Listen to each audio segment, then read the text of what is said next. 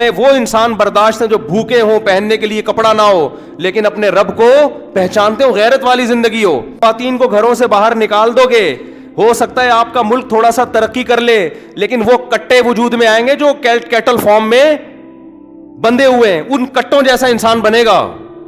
ان کی کوئی سوچ ہوتی ہے؟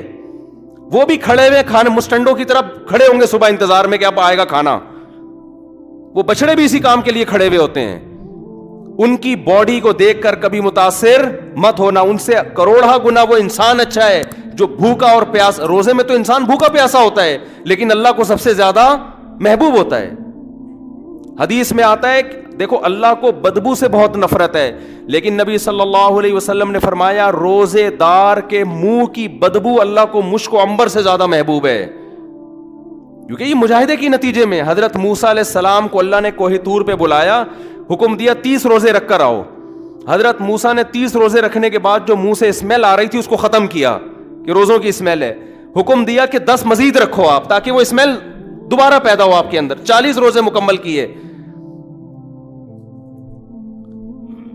تو ہمیں ہمارا مذہب اس لائف اسٹائل کا حکم دیتا ہے, خواہشات کا غلام نہیں بناتا ہمیں ہمارا مذہب.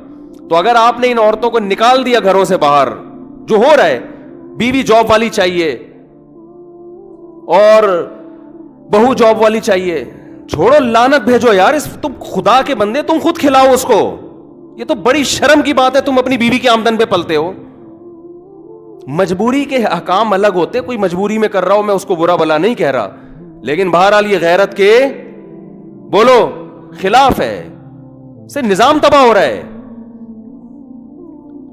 تو وہی بات ہے نا کہ ان لاجیکل باتیں آپ کروا لو ان لوگوں سے. جو مذہب پہ نہیں چلتا وہ کبھی بھی لاجک کی بات نہیں کرے گا, لیکن وہ اپنے آپ کو سمجھے گا بہت بڑا فنٹر. ہمیشہ اجتماعی مفاد پر انفرادی مفاد پر اجتماعی مفاد کو ترجیح دی جاتی ہے. ایک خاتون جاب کر لے گی, اس کا فائدہ ہو گیا, ملک قوم کو کیا فائدہ ہو رہا ہے اس سے؟ قوم کو نقصان یہ ہو رہا ہے کہ آپ کا فیملی سسٹم تباہ ہو رہا ہے, گھر سنبھالنے کے لیے کوئی نہیں ہے پیچھے. تو وہ مجھے کہنے لگے نا, کل میں ان پہ برس پڑا بیچاروں پہ, سیلفی لینے کے لیے آئے ہوئے تھے,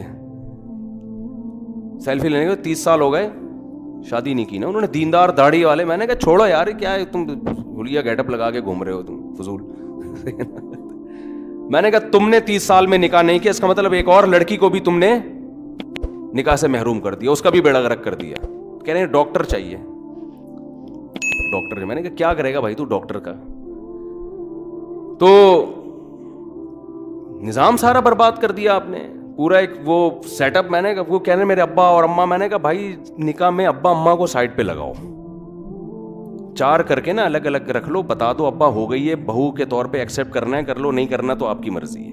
اس کے بغیر ہوتا نہیں ہے آج کل, نہیں آ رہی سمجھ میں, میرا خیال ہے اس کے بغیر نہیں ہوتا یہ. میں نے کہا اپنی نسل بڑھاؤ, اپنی اولاد پیدا کرو, بڑھاپے میں تمہارے پاؤں میں. تو کہہ رہے وہ میرا خاندان جو ہے نا وہ ہو جائے گا, میں خاندان سے کٹ جاؤں گا. میں نے کہا تمہارا اپنا بڑا اتنا خاندان ہوگا کہ خاندان, تمہارا خاندان جو ہے وہ تمہارے خاندان کا ایک چھوٹا سا پارٹ ہوگا.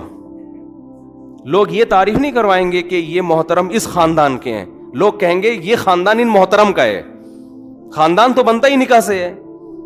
چھوڑ یہ ابو سے پوچھنا, امی سے پوچھنا, ماموں سے پوچھنا, یہ سب پرانے قصے ہیں. یہ بھی نہیں میرے سامنے, تو مجھے تو ڈپریشن میں جانے لگتا ہوں میں ایسی باتیں کر. میں امی سے پوچھ کے کر رہا ہوتا تو میں کر سکتا تھا.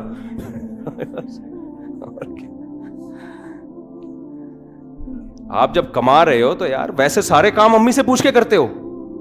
لڑکیوں سے جو یونیورسٹی میں دوستی امی سے پوچھ کے ہو رہی ہیں. یہ کسی لڑکی نے مس کال دے دی اور رابطہ کر لیا, میں ابو سے پوچھ کے بتاتا ہوں, ابو سے پوچھتا ہوں کہ میرے لیے آپ سے دوستی رکھنا مناسب بھی. ابو کون سا اپنے ابو سے پوچھ کے ادھر ادھر جایا کرتے تھے.